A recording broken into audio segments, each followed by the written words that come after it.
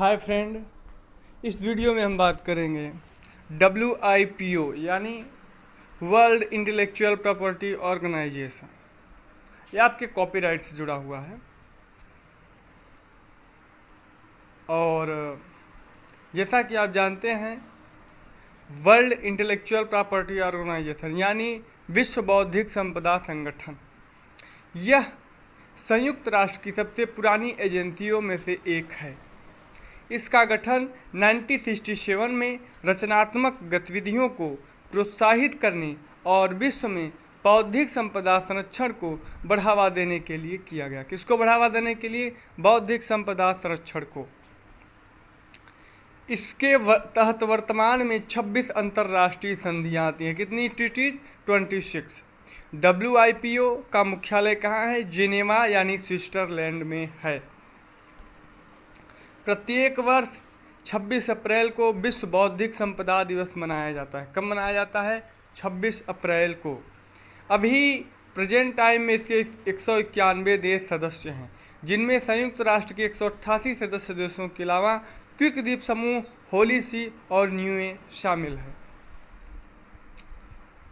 संयुक्त राष्ट्र के सभी सदस्य देश इसके सदस्य बन सकते हैं, लेकिन यह बाध्यकारी नहीं है। फिलिस्तीन को इसमें स्थायी पर्यवेक्षक का दर्जा मिला हुआ है तथा लगभग 250 NGO और अंतर सरकारी संगठन इसकी बैठकों में बतौर आधिकारिक पर्यवेक्षक शामिल होते हैं। भारत 1975 में WIPO का सदस्य बना था। एक most important question, Bharat WIPO का सदस्य कब बना? 1975 में। आइए एक नज़र डालते हैं इस संगठन के अब तक के सफ़र पर कि संगठन कैसे ऑर्गेनाइज हुआ।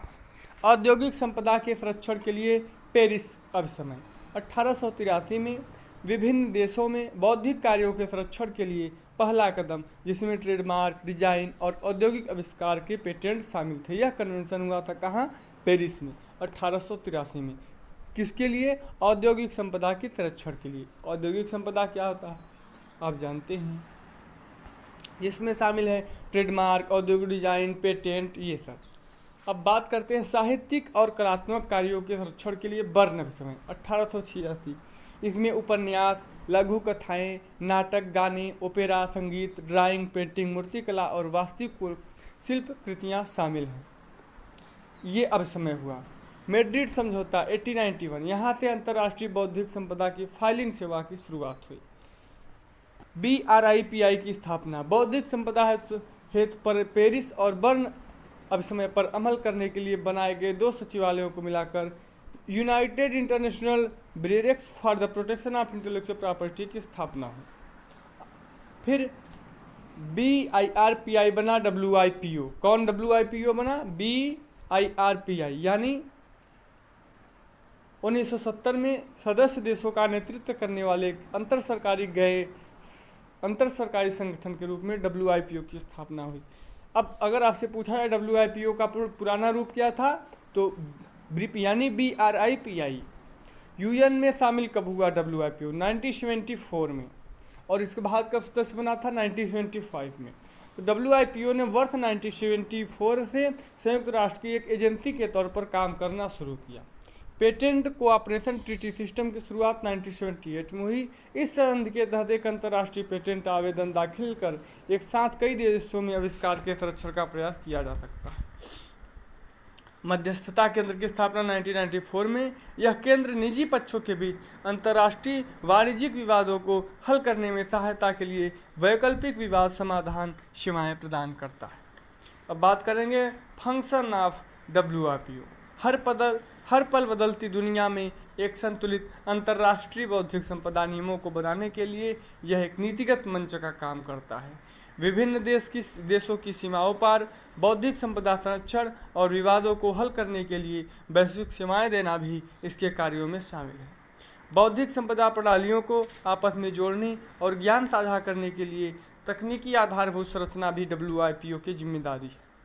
सभी सदस्य देशों को आर्थिक, सामाजिक और सांस्कृतिक विकास के लिए बौद्धिक संपदा का उपयोग करने में सक्षम बनाने के लिए सहयोग और क्षमता निर्माण कार्यक्रम चलाना।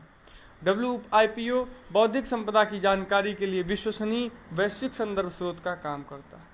अब बात करते हैं, अब चर्चा WIPO की सीमाओं और अपवादों।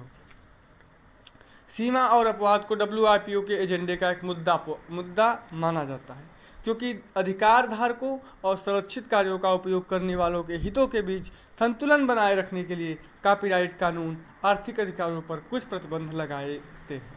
प्रायः ये ऐसे मामले होते हैं जिनमें संरक्षित कार्यों का उपयोग अधिकार धारकों की अनुमति के बिना और मुआवजे का भुगतान न करके किया जा सकता है।